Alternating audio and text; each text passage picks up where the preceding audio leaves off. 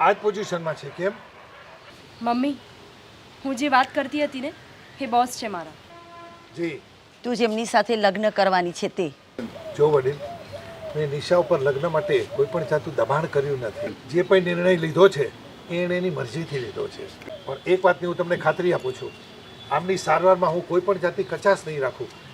દુનિયાના કોઈ પણ દેશમાં લઈ જાઓ હોય તો હું લઈ જઈશ, એમની સારવાર કરાવીશ. અને તમારા પરિવાર માટે મારે જે કંઈ પણ કરવું પડશે એ બધું જ કરીશ.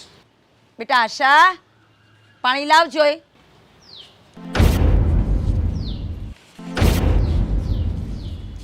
પપ્પા, આ આશા છે. અમે બંને કોલેજમાં સાથે ભણીએ છીએ.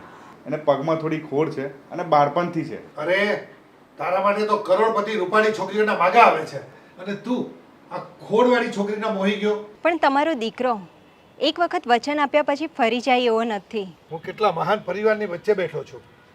એક આ દીકરી કે એના બાપ માટે બધું ન્યોછાવર કરવા માટે તૈયાર છે, અને એક આ દીકરી જેને મેં હળધૂત કરીને કાઢી મૂકી હતી. મારું વર્તન માફ કરવા જેવું તો નથી. મારાથી અડધી ઉંમરની છોકરી સાથે હું લગ્ન કરવા નીકળ્યો હતો.